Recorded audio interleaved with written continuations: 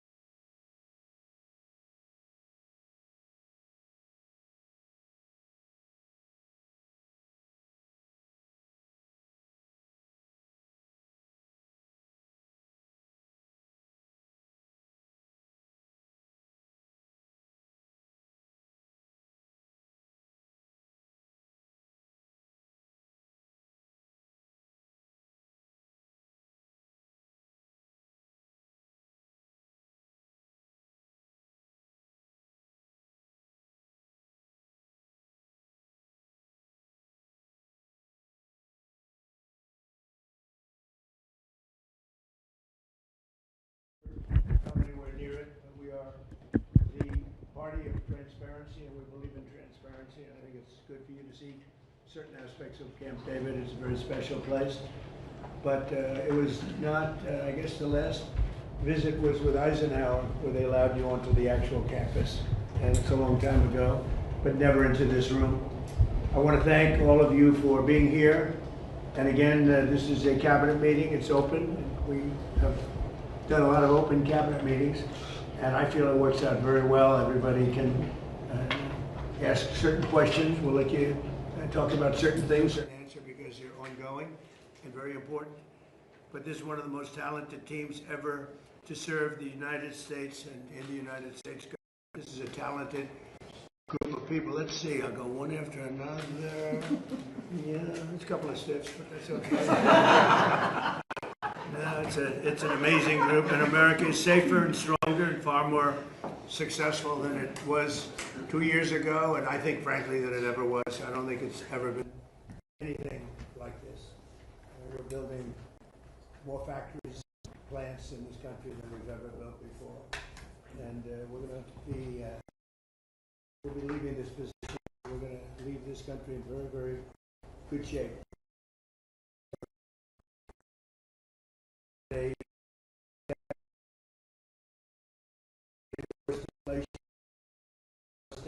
And secure in history. We have rampant crime, men and women, transgender mutilization of your children, and all over the world. Other than that, they did quite a good job. In less than 18 months, we've turned around 4 years of disaster, and we now have the strongest border in American history. We went from the worst border I've ever seen in any country in history. 5 million people came through in 4 years, and these are people that in many cases you don't want. They were murderers, they were drug dealers, they were people that you do not want. Now we have the strongest border in American history, and for the last 15 months, the report just came out again, we've had no people coming in through our southern border, zero. And it's almost hard to say, because you'd say, is that even possible? They had 25 million people came in. We have no people coming in illegally through our southern border. And that's in history, so think of that, zero, a big beautiful zero. The murder rate saw its single largest drop ever recorded to the lowest in 125 years. That goes back to, think of it, it goes back to 1900, lowest murder rate in the history of our country. So that's something. Today, I just want to mention that we heard in Minnesota, there was a cyber attack, and they blame it on Iran. I don't think so. I blame it on Minnesota because they're grossly incompetent. There was a cyber attack of 30 water plants, and I would blame it on Minnesota and the governor, the corrupt governor of Minnesota. They like to say, oh, it was Iran. Iran should be so lucky.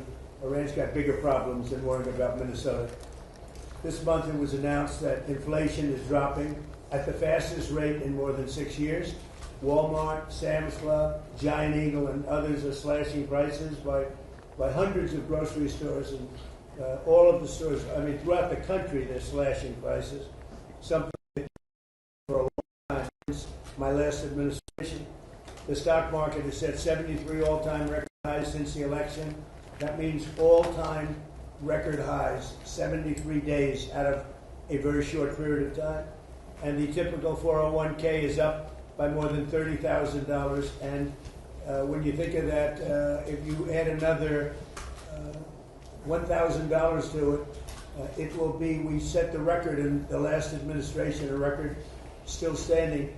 This administration is going to blow my last administration away. When the factories that we're building at record, and we're not building them, all over the world they're building. They're coming from all over the world. They're coming from Germany with the cars. They're coming from Germany, from Japan, South Korea, Canada, from all over the world. They're building auto plants here because otherwise they have to pay tariffs. The tariffs have made our country rich and successful. And all of this, I mean, I'd like to say it was the election. On November 5th, it was the election, and that's fine. But without the election, you wouldn't have what I've done economically. So we have the most successful environment that we've ever had. There's never been anything like it from the standpoint of investment into our country. It's 5 to 6 times higher than anybody has ever seen, than any other country, not just us, has ever had. On July 4th, we launched Trump accounts, a key provision of our great, big, beautiful bill. And these tax-free investment savings accounts have already been activated by over 7 million children. These are investments made in our future, which is our children. Our children are the most important aspect of our future, with more being added each day. So it's a tremendous hit. Over 7 million, and really just got going, I would say, Scott, about 2 weeks ago when it was we got the final approvals.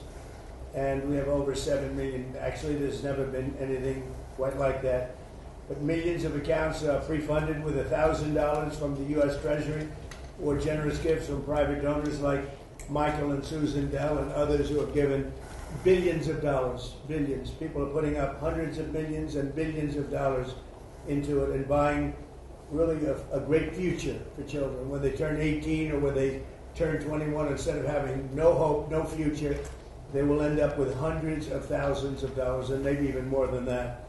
So it's going to be something to see. With modest additional contributions, they'll grow by numbers that could be over $200,000. We're looking at the timeline. I wish we had an economy like we have now, with the stock markets going up, but they will benefit by our country being successful. We're going to give every child a head start on the American dream. So go to trumpaccounts.gov, and really something, the whole world's talking about it, and it's far ahead of schedule. Nobody thought it would be as successful as it's been. It should be. It should be. And we start them off with $1,000, and this was part of the great, big, beautiful bill. With my most favored nation policy, you could say this is even a bigger thing, if that's possible. On drug prices, we're achieving record discounts on prescription drugs. The prescription drugs were going through the roof for many years, and now we're getting record discounts with price differences of 300, 400, 500, 600%. Nobody's ever heard of a thing like that.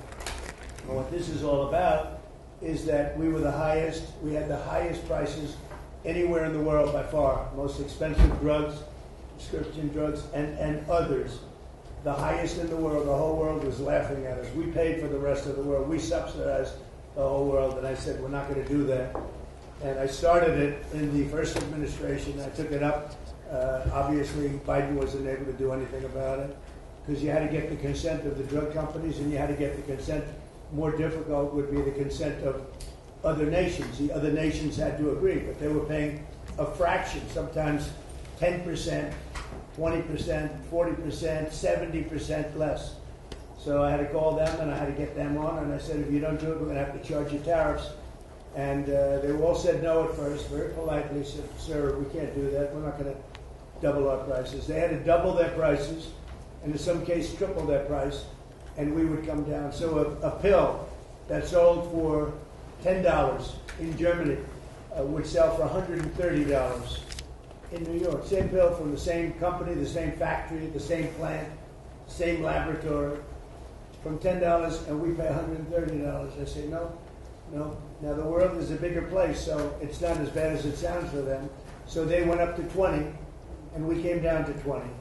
So we now have the lowest drug prices anywhere in the world. We're tied with the lowest, but we're basically its favored nation. So we have the lowest drug prices anywhere in the world from the highest drug prices anywhere in the world. Now, what that does for your health care, I mean, I see these fake polls where the Democrats have wonderful numbers on this stuff, and they are horrible, what they've done. Obamacare is a total disaster. It's a costly wreck. It's unaffordable. We call it the Unaffordable Care Act. It's a disgrace. They never even thought of being able to do something like this. They didn't even try.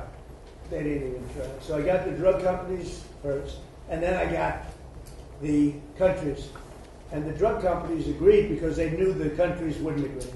And when I called Germany, France, when I called the UK, when I called all of these countries, I said, you got to do it. It's unfair. We're paying 10 times more than you're paying for the same drug. You can't do this.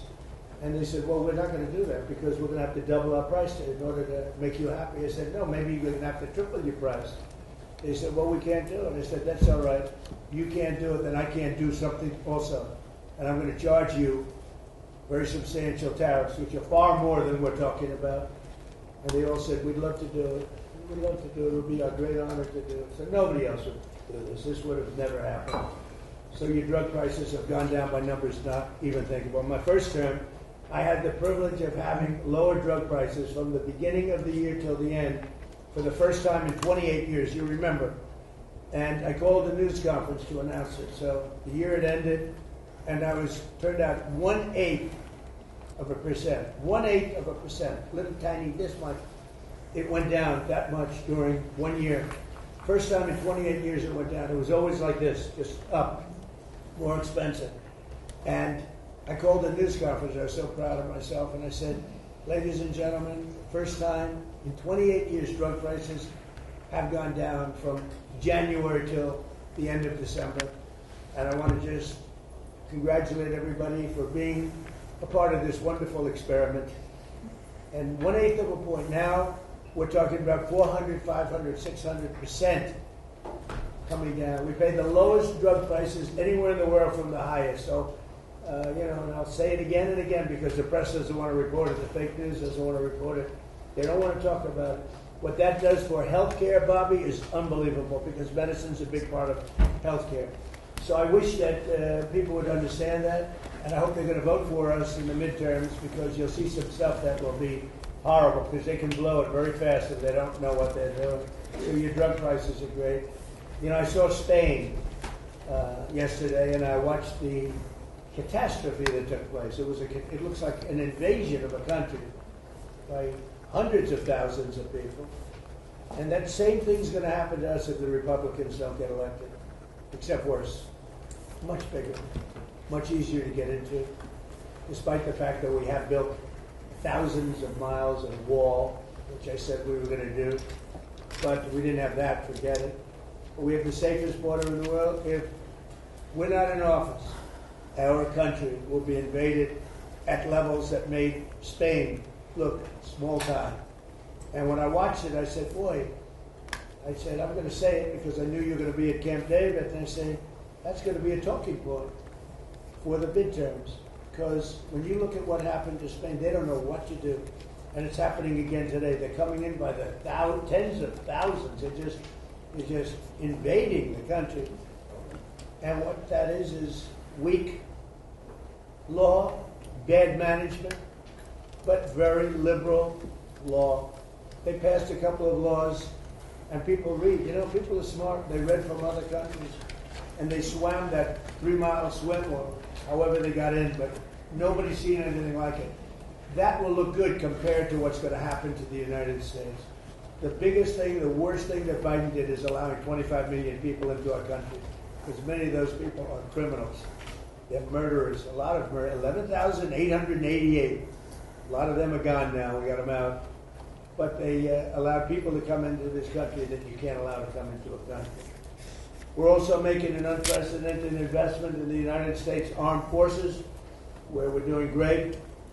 And we rebuilt the armed forces. We rebuilt our military in my first term. But we are doing great with our military. They spent a lot of money in our military. They gave away $300 billion worth of ammo and everything else in Biden's term. But we're building it up fast, and we just have a great military. That's all there is to it. But we rebuilt it in my first term, and we're using it in my second term with Venezuela and other places, and Iran now. Iran is doing very poorly, just in case you read incorrect stories. They're doing very, very poorly. They're having a hard time. They've been very dishonest. They've been very dishonorable to deal with. But that makes no difference. They're doing very, very poorly. We're also making that investment and looking forward to getting $1.5 trillion next year. People see now how important it is. We want to keep a safe country. We have to keep a safe country. And the good news is all of that equipment is made in the USA. So we're making it here. It's jobs.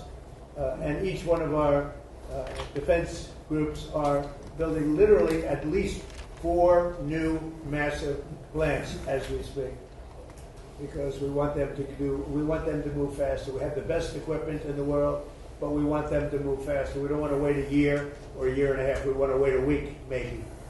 So that's happening, and I think the results are very good. They're building at levels that nobody's ever seen before.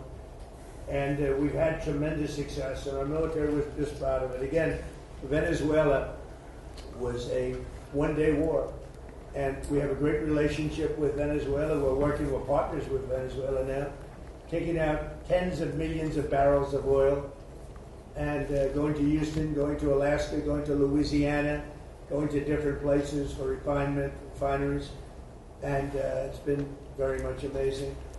The administration has done more in 18 months than most administrations have done in 8 years if you had a two-termer. We've done more in 18 months than anyone's ever seen before. Nobody's ever seen. This is the golden age of America. And we have a war that's going on. I guess you call it a war. Maybe I call it a military operation. They have no Navy. It's been obliterated. Their Air Force has been obliterated. They have no planes. Their missiles have been largely, they have some left. They have some, but they have far fewer than they had 4 or 5 months ago. Their manufacturing capacity is almost gone. The drone capacity is almost gone. There are very few, but they have some. If they have one, that's too many as far as I'm concerned. But we've done an amazing job with Venezuela. We've done an amazing job here. We're in there for 5 months. You know, I know what people like to say because we've done a much bigger job, much more important job than we originally anticipated. So we're in there for 5 months, and if you look at Vietnam, they were in there for 20 years. You look at Afghanistan, they were in there for many years. You look at any one of the wars, Korea, any one of them, they're in there for many years. We're in for 5 months, and we have obliterated their military capacity. Again, we've got some left, but soon they won't have some left. So I just want to thank everybody around this table. You've been very special. I want to thank a lot of the media people because many of you have been very, very fair. That's one of the reasons you're here, frankly. But you've been very fair. You've covered me this time much more fairly, I think, than the first term. The first term was a great success. We had the greatest economy in history in the first term, and this term is going to blow it away. I think this term is going to actually blow it away. So it's an honor to have you, and I'd like to ask our great Vice President, J.D. Vance, to say a few words, followed by Marco and Pete and Scott and Bobby Kennedy. Okay? Thank you very much, everybody. Please, J.D. Well, great. Thanks, Mr. President. First of all, thanks for having us at this historical and beautiful place. And it's an honor to be on the team, an honor to be able to work on fraud, which is what I want to talk about today, though I know we have a lot of things going on. This has been an amazing team, from Kelly Loeffler at SBA, to Doug at the DA, to Todd and Bobby Kennedy. This really has required a whole of administration approach to try to tackle fraud. There are a few things that I want to talk about and celebrate. The first is that just since the beginning of the fraud task force that I started under the President's leadership and direction, we have identified $230 billion of fraud that's being perpetrated against the American people, and we have halted already $56 billion of that. It's sometimes hard. Once the money has already gone out the door, it's hard to get it back, but stopping it from going out the door is how we save the American people. $56 billion, and of course we're going to keep on working on that. Just today, Mr. President, we will announce 17 new anti-fraud actions that will total about a third of $1 billion, and that's added to the $230 billion that we've already uncovered. And I want to just talk for the benefit of the American people about why do we care so much about this? Because what I always try to remind people is that fraud has two victims.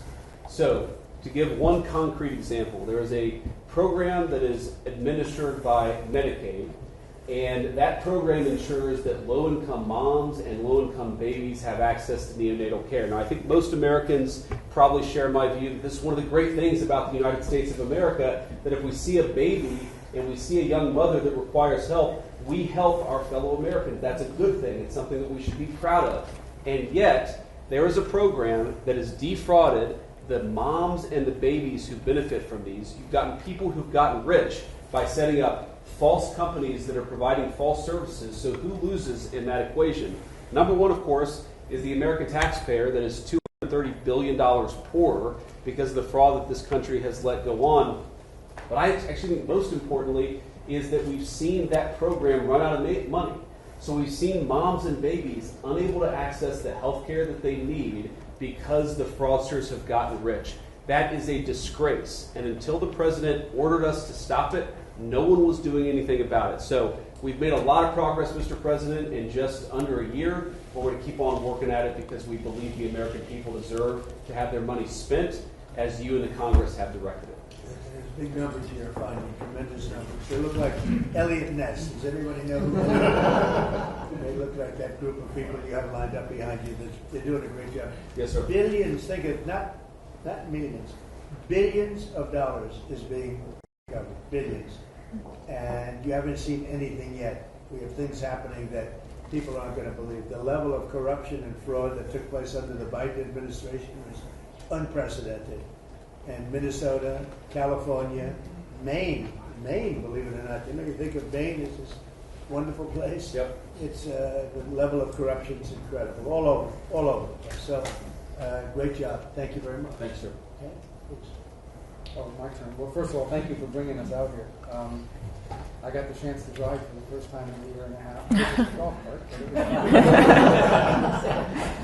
but it was great. And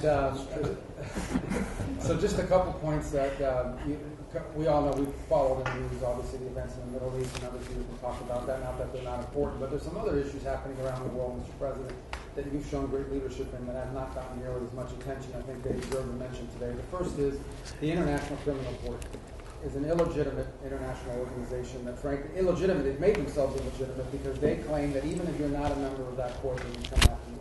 And what that literally means in the future is that American political leaders and others could find themselves under indictment by this International Criminal Court. If you want to know a little bit about it, Jack Smith used to work there. These are the people that think they can go out and basically indict any world leader and haul them into The Hague. So we tried to get them to reform and listen to us. They wouldn't do it. They're very arrogant. We've now begun an effort to really try to bring that court to heel. However, there's no information that they're after me. It could happen. But just so you know, just she's talking about it, I'm saying that means that maybe he's not trying to defend me. He is trying to defend Bibi and various other people. But there are many people that shouldn't be looked at that way. But there is no indication that I'm one of them at this moment. No, and I actually think the people who are in biggest danger in our system are servicemen, people in uniform. That they'll try to go out for the rest of their lives, will not be able to travel anywhere in the world with their families because they could be arrested on one of these. Imagine, you're a soldier, you fought in a war, and 20 years later they try to come grab you. So this is a big problem. So we've had dozens of countries already join us since we started 2 weeks ago. 5 countries have already quit the ICC and notified them that they're leaving, and we think there'll be more. The second thing is we had an unprecedented ministerial. 60 countries came to Washington and were a part of an effort where we were shedding light on far-left terrorism and violence. You know, the bomb goes off somewhere and it's tied to some right-wing group, or what I don't consider neo-Nazis right-wing, I consider them Nazis, right? But you're going to get a lot of attention on that. But if it's a leftist group, an Antifa group, that gets no coverage, or they ignore the ideological spin and the ideological reason behind it. So we've got 60 countries came up here and hopefully creating a strong to go after far-left violent terrorism. Go after it, call it by name. I think we're building a very strong coalition there. We've had some successes in the Middle East, Mr. President, as you know, on the diplomatic front. The deal with Lebanon and Israel is unprecedented. President Ayoun was here a week ago. I think that was the first visit by a Lebanese president in over 30-some-odd years. In fact, this is the first time the Israelis and the Lebanese government have spoken at the official level in close to 30 years. And that was the years later. A lot of work to be done to keep that peace and build on. But it's a real achievable. And of course, as you announced last night, Mr. President, this disarmament deal that you brought about with Steve and Jared's work on Hamas is another big step as well. It's something a lot of people thought would never happen. It needs to happen, but the fact that even agreed to it is a real achievable. Last point is on the Western Hemisphere. For the first time in 15, 20 years, the overwhelming majority of the countries in the Western Hemisphere are now led by pro-American leaders and pro-American governments. It's an extraordinary achievement. All of it happening through virtually every election that's happened in the Western Hemisphere, you were elected president, has elected someone who is American. And I think this is an incredible situation. And last but not least, and I have to thank a number of agencies here, particularly the Department of War, after that terrible earthquake in Venezuela, within 36 hours, the full force of the American government was on the ground providing humanitarian assistance. It was a sight to behold. The USS Ford, I think, was in their port.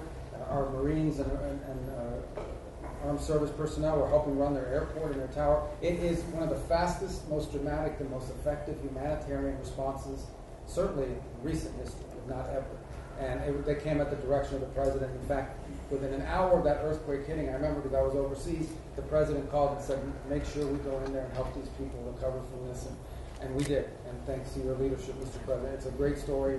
Enough needs to be told about it because the credit goes to so many agencies represented here today, but really the Department of War's effort was phenomenal. So thank you. Thank you very much, Marco. And just before we continue, I want to just congratulate Jay Clayton. He's with us today. As you know, he's had a big victory. He's going to do a fantastic job. He's only done his whole life has been about doing a fantastic job. Congratulations.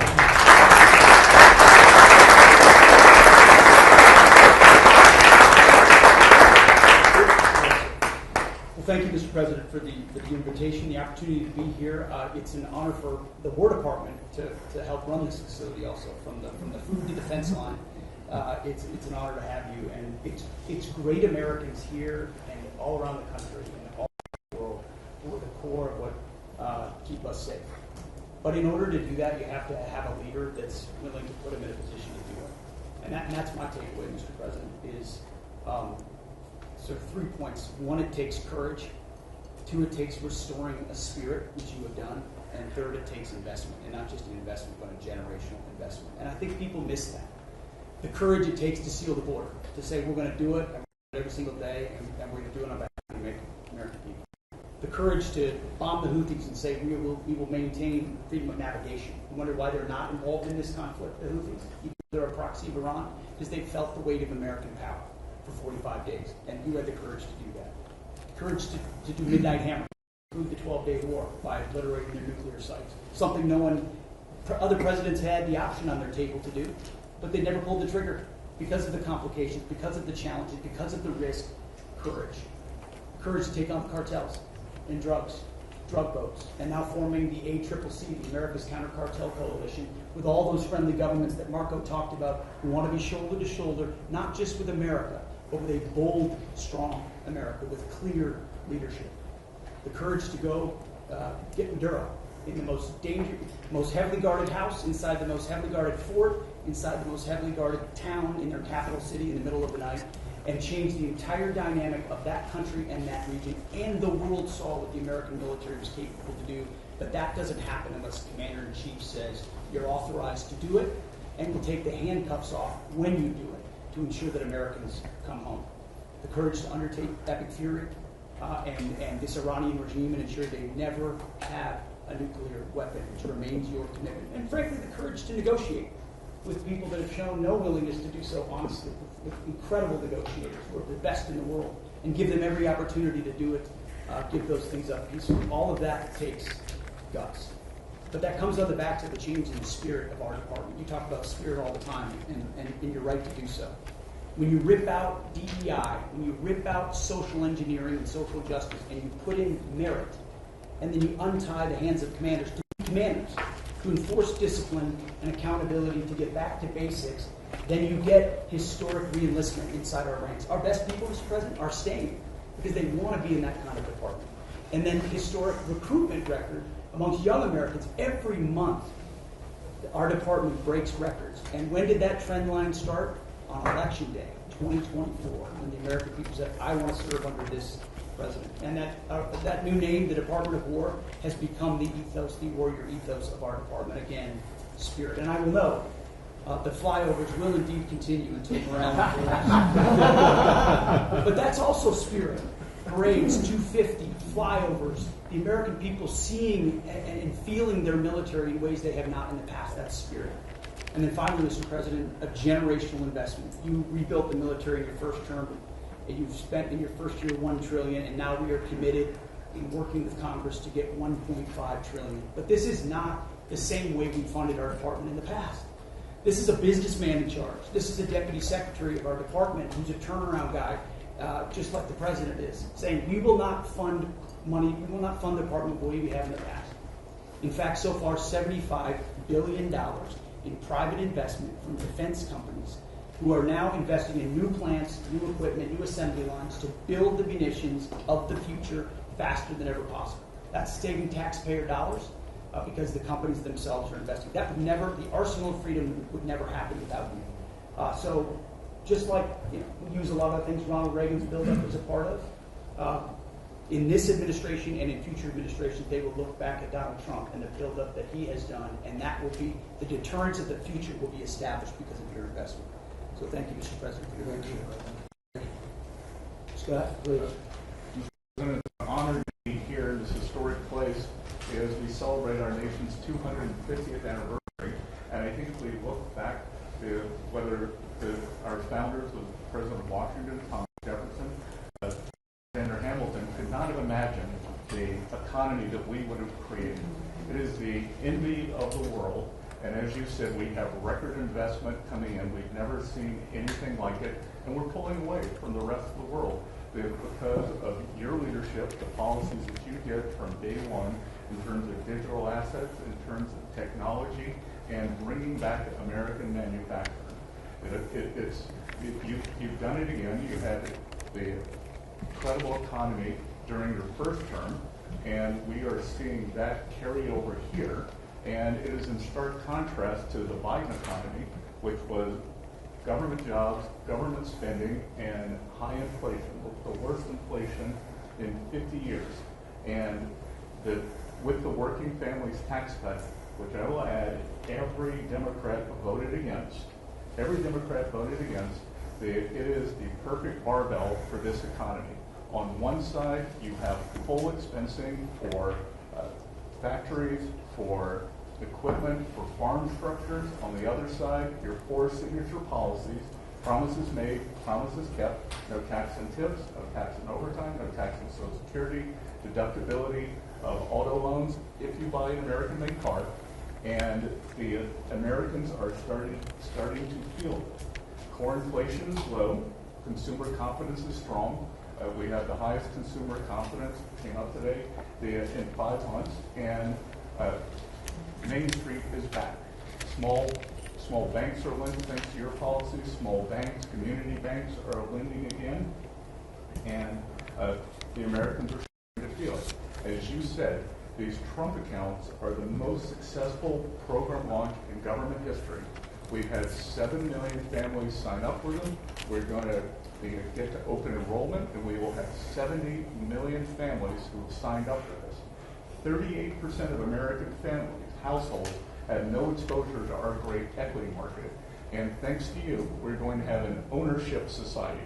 An ownership society. You were one of the first presidents to create assets for the American people, not more debt. We had the biggest tax refund season ever. Trade deals, tax cuts, energy dominance, and the regulatory efforts. America is ushering in the greatest reshoring wave in our history. In June, our manufacturing sector expanded for the 6th straight month. We've got construction jobs, and those are going to lead into manufacturing jobs. We've got Main Street prosperity. Real wages are up $1,000. And sir, what you've done again too is the bottom 25% of wage earners, just like in your first term, are outperforming the top 25%. This is a working families administration. In the past year, that group had wage increases of 5.5%. They have 3 times what the top end has done. So you've done it again, and these are private sector jobs we are creating. As you often say in these meetings, we could have created 1 million, 2 million government jobs, but we didn't. The private sector is creating. We've got incentives, we've got money coming in, and we are rebuilding. So, and then our energy dominance, thanks to you and these policies, you can come to the U.S., you're going to have regulatory certainty, tax certainty, and energy certainty. So it is the best place in the world to build your factory. And finally, I want to add, it has been a pleasure to be a part, or a privilege to be a part of, as we've gone from epic fury to economic fury, to constrict, on your orders, constrict the Iranian regimes, the financial tentacles all around the world. We started it, on your orders, we started in March 2025. In December of 2025, the largest bank in Iran collapsed. The central bank had to print money, caused inflation. Now they got 180% inflation. They aren't able to pay their troops. And on your orders, we are searching for their assets all around the world. and that money will go to the Iranian people, Americans who have been harmed by the Iranians, whether the USS Cole or the barracks in Lebanon, or it will go back to when the Iranians attacked these ships coming out. So it's been a privilege to be part of that, and I look forward to the rest of it. Thank you. I want to just add that today there are more people working in the United States than at any time in the history of our country. We have more people working today. We'll think of that number. I mean, more people working today by far than at any time in the history of our country. So it's been something very special. Please. I think, Mr. President, let me just take a moment to take note of the historical significance of this occasion. Before the press came in, you asked all the cabinet members who had been to Camp David before. I think about 3/4 of them had. I raised my hand, but I haven't been here for 62 years. I came here on weekends, as many weekends as we could between 1961 and 1963. My father loved this place. My uncle loved this place. Nobody knows about this because it's on the history books, but he was resentful at Dwight Eisenhower for renaming it Camp David. And if he had made it to his second term, he was going to rename it Shangri-La, which was the original name that Roosevelt had named it. My uncle prided himself on being the most open, transparent administration in history. He was the first president to have press conferences. During his 1,000 days in office, he had about 30 press conferences. You, Mr. President, had press conferences every day. And here you've opened the inner sanctum of the presidency for the first time in history, and I think that's a beautiful thing. But you also face, although you gave these guys a lot of compliments, the most hostile press corps that any president in the United States history uniformly. So, anyway, I'm going to talk just briefly about a subject you alluded to, which is the MFN, and just so everybody has the background, you were here to every president promised to fix that disparity between what we pay and what the other developed countries pay. When you came into office, the list price for Ozempic was $1,350 for Americans. You could get it at any pharmacy in London, Hamburg, Frankfurt for $88. And this, every president, President Bush, President Biden, President Clinton, President Obama, have all promised fixes. None of them did anything. You fixed it. But today,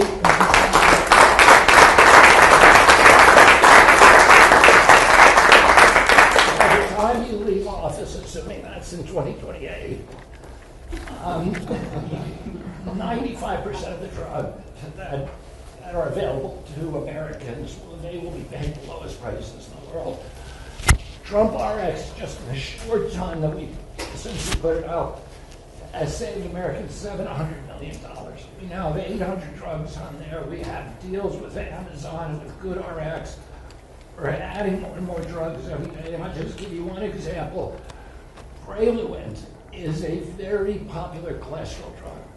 Its list price is $522. That's what everybody is paying. We now have it on Trump RX for $237. That means that the 300,000 Americans who take that drug will be saving $3,700 a year on pharmaceuticals every year. And you can apply that across the board. This is going to change. It's making pharmaceuticals affordable, the most affordable in this country of any country in the world. Well, thank you, Mr. President. How are you doing on the autism research? We will have an answer for you. We just got That's so important. Okay, we'll be talking about that. We'll be having something of interest. Such an important thing. There's a picture of your uncle right there on the wall, and he's looking handsome about it. And that's quite a picture. Did you see it? Yeah. Right there?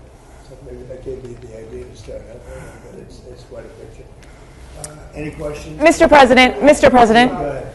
We've seen these strikes between Iran and the United States over the past 10 days. How do you about reviving the ceasefire and getting diplomacy back on? Well, I think we just want to win. Yeah, we just want to win. We're doing very well. We're trying to be nice. nice as you can be in a situation like that. But they're being decimated. They have no Navy, they have no Air Force, they have no anti-aircraft. Doesn't mean they don't have any capability. They have some, but very little. We just want to win. We don't want to have them. It's very simple. They cannot have a nuclear weapon. Iran will not have a nuclear weapon, and they can't have a nuclear weapon. If they did, the Middle East would have been wiped out by now. If I didn't stop the JCPOA, the Obama deal, if I didn't do that, they would have had a nuclear weapon. I believe Israel would no longer be with us in big parts of the Middle East and perhaps other. These people are crazy. So they cannot have a nuclear weapon, and they won't. Mr. President, Mr. President. Over the next 4 weeks. Well, we'll be hitting them. We'll be hitting them very hard. And, at some point they're going to say, we just can't take it anymore. Mr. President, on the disarmament deal that you announced, do you have assurances from Israel that they are on board with this deal? And what comes first? Does Israel pull back and then Hamas disarms, or does Hamas need to disarm and then Israel leaves Gaza? We have an understanding with Israel. Israel's very happy about it. Israel helped us. And they've been very good. They've been very good about it. Most people said that would be a deal that would be undoable. Now, will it go through its ups and downs? It's a very complex situation over there. The people are very complex and difficult. Many cases wonderful, many cases not so wonderful. But that will be it's a great breakthrough. Nobody's ever thought that would be possible, to disarm Hamas. That shows you how much success we're having with Iran. Because if you go 4 months ago, 5 months ago, a deal like that would have been impossible. So it's a big step for the Middle East, and people are really impressed by it, and they're surprised by it. And what comes first, Mr. President? What comes first? Did Mr. Infantino speak to you about their proposal to sell a stake in the World Cup, and is that something you support? About who? Did FIFA or Mr. Infantino speak to you about their proposal to sell a stake in the No, I World never Cup? spoke to him. Mr. President, you said this morning on Truth Social that victims of government abuse should be paid back. Yeah. Even if it's not the anti-weaponization fund, would you still want the acting attorney general Well, to I'm find a talking new way to about do the that? Weaponization against large numbers of people in our country by the Biden administration and by Obama, but by the Biden administration in particular in this case. But large numbers of people, their lives have been ruined, they've been destroyed, families have been decimated, they've gone to prison for no reason whatsoever. There's never been a group of people, most likely, I can think of a couple that were treated pretty badly, groups, but there's essentially never been a group of people treated so badly as these people. And this fund was not for me. This fund was for those people that have been weaponized, that have been abused. Now, I was abused. They attacked my house, Mar-a-Lago, where I live. And I was, big damages should have been given to me. I don't want anything. I'm not talking about myself. I think that there's a group of people in this country, history will show, that were treated like nobody else has ever been treated. So badly, so horribly. Their families have been ruined. Many, many suicides. They've committed suicide. People that were very successful, that wanted to go to a rally or an event and ended up spending the rest of their lives in horror. No? So, you can say what you want about the fund, and Do you still want to find a way? They've agreed to not have a fund, but there are a lot of people that are very upset about it. A lot of Republican people, a lot of Democrat people are very upset about it. A lot of people were covered. I wasn't covered by that fund. I don't want to be covered by the fund. I probably was abused more than anybody in the history of our country, but I wasn't looking for that. But there were a lot of people, and I'll tell you something, Todd Blanche is a very, very good man, and he shouldn't be in the middle of this. He should get approved, because you will never get anybody like him. You're never going to get anybody. And to make him a pawn in this whole thing, this is being done by a senator. And I don't really blame him, to be honest with you. I endorsed his opponent, and as soon as I endorsed his opponent went through the roof, and he won the primary election in Texas. It was Senate. And the man that lost, the man that I didn't endorse, has become very angry, and that's okay. I understand that. I probably would do the same thing. You want to know the truth? I think I'd do the same. Mr. President, on that though, do you agree, just to be clear, do you agree with the acting attorney general that the anti-weaponization fund is dead? And why not just put that in writing? It's dead, but I wish it weren't, to be be honest with you. I think people were horribly treated, horribly abused. This has nothing to do with that. This was me. Horribly abused. And I'd like to see them compensated for the pain. They lost their families. They committed suicide. Many people committed suicide. They went down for an innocent journey. And I'm not only talking there, I'm talking about not even having to do with that. The way they were treated. The Biden administration and the Obama administration weaponized government and destroyed lives. But should they put it in writing? Are you willing to accept limits on the scope of the audit immunity deal in order to get Attorney General Blanche to confirm? Well, no, he should be approved forthwith. I mean, you're never going to get a person like that. Everybody agrees to it. Don't forget, Senator Cornyn thought he was phenomenal until he lost. You know, when he lost, is that a correct statement? You come from Texas. I mean, he thought this was the most incredible person. And then when he lost, and he lost because of me. I endorsed somebody else. And as soon as I endorsed the other person became a rocket ship upward. And he lost. And, you know, I think I'd be the same. But would you accept I mean, I shouldn't say that, but I'd be upset also. And so I fully understand it. He shouldn't be that way. I shouldn't be that way. But he is that way. He's become a very angry person. And I understand. You have a couple of others that caused their defeat too. And, you know, we'll probably hear from them too. Yeah. Mr. President, back on. There's a report that you got a proposal from the military to go big and hit them hard over 10 or 14 days. Well, we're going big. Are you going to consider? We've already gone big. Look, I mean, what's big? They had 159 ships. That was their entire Navy, 159. Their entire Navy is laying at the bottom of the sea. I'd say that's going big. They had 200 airplanes. They're all gone. Every one of them. They're not one airplane. They had anti-aircraft weaponry, very good, but it didn't work. And it's all gone. Their radar is all gone. Their leaders are all gone. Everything's all gone. But they'll fight onward. Mr. President, on Ukraine, you said the other day that you're not sure about whether to grant Ukraine the Patriot missile license that had been discussed. Do you want to see more from Zelensky before you take that action? Well, it's a big step. Look, we have the greatest weapons in the world. We have the greatest drones in the world. People don't know that. We have the greatest weaponry in the world. We have, in the case of President Zelensky, he'd like to have some Patriots. He'd like to have some Tomahawks, which are, you know, lethal, one offensive, one defensive. But give somebody the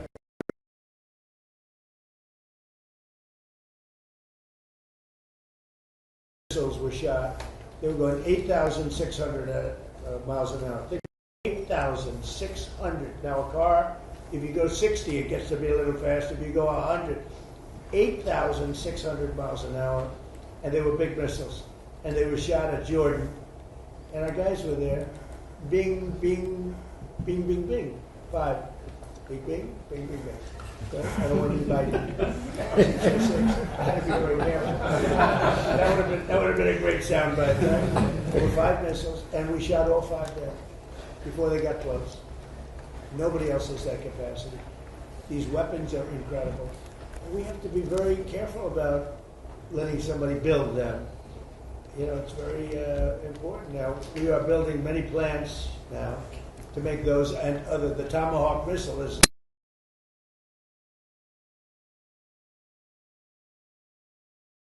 nobody's ever said anything like it. You have to be very judicious, but you have to be very careful. Now, we have not agreed to that. We're talking about it. But it's a hard thing to give away that kind of technology. And I don't think this would ever happen. You give that technology, they can someday turn on you. You know, that is possible. You look at war. It's happened a couple of times over the years, right?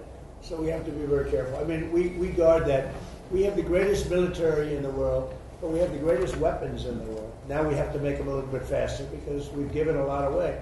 You know, President Biden, unfortunately, gave a lot away to Ukraine, and he gave, so did I. I mean, I gave them the javelins and the tank busters. Without the javelins, that war would have been a one-day war. It would have been over. They wiped out the tanks going up to Kiev when they got stuck in the mud. They were going very nice. It would have been over. But I gave them the javelins. The javelins are unbelievable. We have the greatest weapons in the world. We have to be very careful about giving out the secrets to those weapons. And they're not You can't copy them. It's a little like NVIDIA. They have a chip. They say you cannot copy it. The complexity is so great you cannot. You know, most things you copy. China's known for it. Other countries, we do something, and I guess we copy also. Most things you can copy pretty easily. There's a chip that they made, their ultimate chip, and they always have the ultimate chip. And I say, well, why doesn't somebody copy it? Because they can't. The complexity. They can't copy our weapons. We have the greatest weapons in the world. Many of them. Those are just 2 or 3 that I mentioned, but you cannot copy them, so we have to be very careful. Mr. President, on Iran. As Hamas disarms as part of this plan, who do you see as taking possession of those weapons that they have? Does that go to the new government? It's going to be the Border Peace, mostly. It's going to be run by the border. This Border Peace has been it's led by some amazing people. Border Peace. On Iran, Mr. President, you said they do have some capabilities left. Should Americans be prepared for these back and forth attacks to continue until Iran simply isn't able of striking back? They'll get weaker. They'll get a little stronger, maybe not, but they'll get weaker, and then they peter out. Yeah, sure, I think so. I mean, it would be foolish to say no. You know, you always have to keep your guard up. What is the status of talks? Who from the administration is talking to the Iranians? They break their word so often. Steve is talking. Jared, we have very good people. JD's involved, very strongly involved. We have great people talking. Marco's involved. Because they say talks aren't happening. Very good people. We're the best people. But they'll make a deal. As an example, we'll talk about nuclear. And we'll be in there talking about nuclear for 7 hours. I say, why do you need 7? You can take 10 minutes. You have 5 minutes. You should solve it. But 7 hours. And then they'll go out, and I'll say, they discussed nuclear. And they'll go out and they'll say, we never discussed nuclear. And I'll say, why did they say that? All they do is make me angry. You know, they just make me angry. Any other questions? Do you still believe that you can reach a deal with Iran, given that you talked about how disloyal they are? I'm losing faith in them because they do lie and they do misrepresent. Well, the other day, the 5 missiles were shot. We knocked them down, but we were in the midst of a negotiation. I mean, I'm waiting for Steve to call me. How's the negotiation going? And instead, I got a call from Pete that they just shot 5 missiles at one of our bases in Jordan. And we have bases in Jordan. Fortunately, our people operated the equipment. It's also very complex to operate. You know, you talk about the equipment. It's you have to be, oftentimes you see, where did you go to school? MIT, Caltech. I mean, you know, they go to schools that are not as normal for the military, to be honest with you. We have unbelievably brilliant people operating that equipment. And when you don't, you know, the equipment, the shots miss, the safety misses, or the accuracy misses. We have unbelievable people. Think of it, we had 111 at one point, a couple of months ago. 111 over a short period of time, missiles were shot at the Abraham Lincoln aircraft carrier. Great, beautiful ship. One of the most beautiful ships to me, design-wise. 111 missiles going out. Out of the 111 missiles, 111 missiles were shot down quite a bit earlier than they got. I mean, long before they got there. They were shot down. It was almost, in a couple of cases, they were shot down almost as they were taking off. It's incredible technology. So you have a ship that costs billions of dollars, and you have missiles heading to it. 111 missiles were shot down, routinely shot down. And I spoke to the people. I like to reward people. I call them up. I'm the president. And they were cool as a cucumber. And Senator Fetterman. Strikes by CENTCOM has said that those were meant to degrade Iran's ability to disrupt the Strait of Hormuz. How many more strikes will it take to significantly? Well, you never know. Look, I mean, most people would have given up by then. You know, they've got no Navy, they got no Air Force. Most people would have given up. They haven't. So I give them credit for that. I mean, they're known as being tough. They're tough. Back on Ukraine, what did you tell President Zelensky about the Patriots? Did you explain all that to him? I did. I spoke to him about Patriots. I spoke to him about Tomahawks. I spoke to him about everything. I also spoke to him about, let's get this war over with. So last month they had 25,000 people. It's averaging about 25,000 people a month died. Mostly soldiers. Almost entirely. But, you know, missiles are hitting areas also. But mostly soldiers. They had 25,000 soldiers. The month before that it was 32,000 soldiers. I said, you got to get this war over with. I think he wants to make a deal, and I think Putin wants to make a deal. but there's a lot of dislike, as you probably noticed. He seems very reluctant to make concessions, President Putin. Well, nobody wants to make concessions, but they're both going to have to make some concessions. I mean, they got to make a deal. 25,000 young, beautiful people, soldiers, mostly soldiers, are dying a month. It's. I ended 8 wars. That was the war I thought would maybe go first, and it really hasn't. It's gone last. I mean, I ended wars that were, in theory, much more difficult to end. We had a couple that were into the 30-year category. Well, the Congo, look at the Congo and Rwanda. That was our nasty war. And peace, I don't know how long that one's going to stay. But we ended India, Pakistan. 11 planes were shot down. That was raging. That was bad. I used tariffs. I said, if you're going to go to war, 250% tariff to each of them. And they screamed and yelled and were very angry. They were both angry about it. And a day later they called and they said, we will not go to war. And then I ended up, and the Prime Minister of Pakistan said I saved 50 million lives. Because that's 2 nuclear powers, serious nuclear powers. Thank you very much, everybody. Thank you. Can you rule out that Iran is behind the water attacks? Can you rule out that Iran is behind that cyber attack? You don't think so? Have you talked to Minnesota is behind it. You know who's behind it? Minnesota, because they're grossly incompetent. I think the governor's behind it. I don't think there was an Iranian cyber attack. I think that Minnesota ought to get its act together. It's one of the worst run states. JD will tell you. He found tremendous corruption in Minnesota. Yes, sir. And by the way, just gave me a report. Massive future things having to do with corruption in Minnesota are happening right now. Thank you. Have you talked to Senator Fetterman about leaving the Democratic Party? Thank you.